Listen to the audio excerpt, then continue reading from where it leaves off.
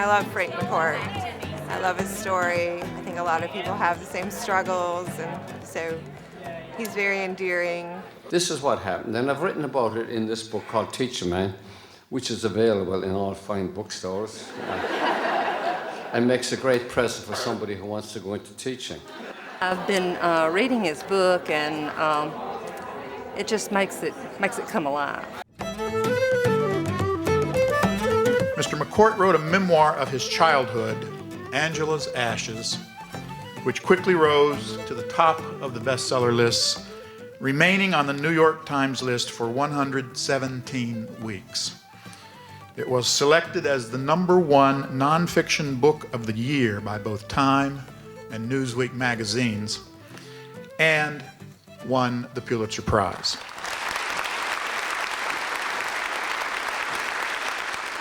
Never turn your back on a class. Never. If you have to go up to the board, you're right the board like this. Otherwise, a tomato comes flying through the air.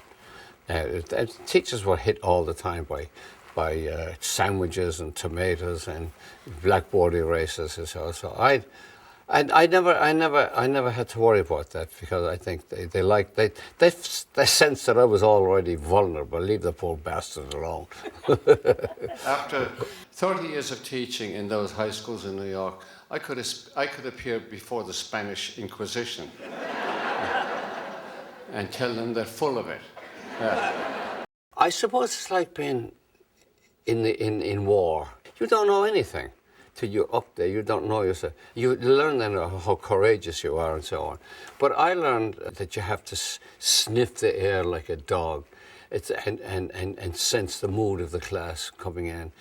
People forget about teenagers is that they're essentially brilliant. And they've seen teachers come and teachers go, and they're experts on teachers. They can look at the way you walk into the classroom and tell, well, we'll let this one live, or we'll kill this one, or we'll... 50% of the young teachers in New York City, anyway, drop out before the end of the 4th year. 50%. So, but I got into it, and I stayed because I was challenged. Maybe it's because I was stupid. The image of the teacher in the society, you and I know teachers are failures.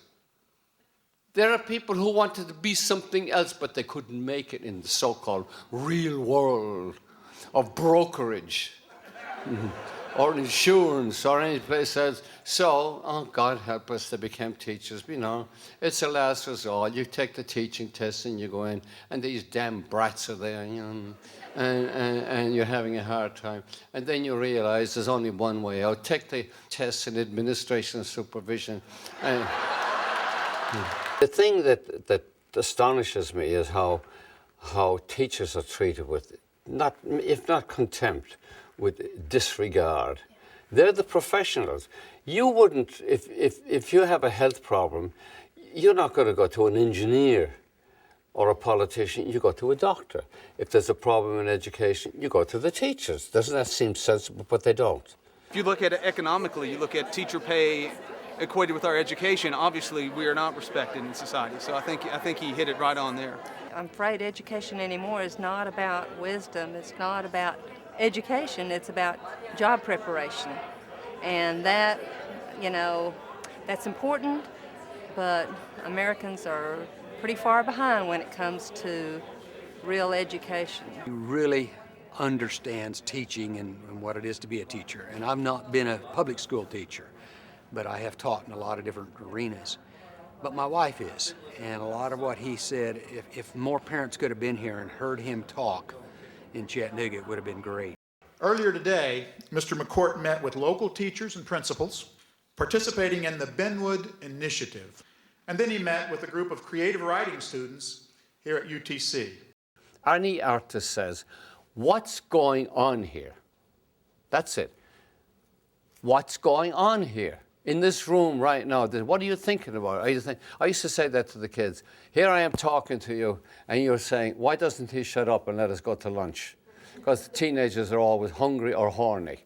And teaching is storytelling. I don't care how abstruse the subject is. If you're teaching biology or physics, you better give it a once upon a time gloss.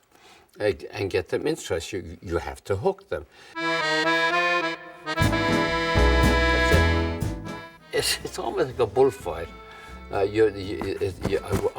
the matador and they're the bull. Shakespeare is full of action, sound and you're dodging and feinting. And if you're teaching and you're not learning, you're not teaching. You better find what you love. If you don't love what you're doing, then you're dead. Because in the beginning, I'm not sure if I loved it, but I got to love it. The kids will know if you love what you're doing. They're looking at you. They're watching you. There's nothing like it in the world. Over 12,000 kids that I had in various classes in New York, I attribute to them any education I might have, any success I have, because it was with them, through them, by them, that I learned how to write. The strange thing about teaching that I learned was that I learned more about myself than I did about them or anything. We're in a constant battle, I think, with our kids. The politicians go around and they express their vague interest in education. We have been worrying about education in this country since the day the country was founded. It'll never be complete. It'll never be perfect. It's a work in progress. It's a big, huge experiment. And this is unfortunately is what politicians don't understand. And I think the teachers should rise up and rebel. Have you heard of Phil the Fluter up the town of Ballymock? Times were going hard with him. In fact, the man was broken, so he just thought. I noticed who his neighbours one and all, how he liked the company that evening at a ball. When writing out, he was careful to suggest to them that if they found the head of his convenient to the door, the more they put in, whenever he requested it, the better would the music be for battering down the floor with a toot on the flute, a twiddle on the fiddle, or hopping with the fiddle like a heron on the griddle. Up, down, hands around, crossing through the wall, heading with the gaiety at Phil the Fluter's ball. That's Irish rap.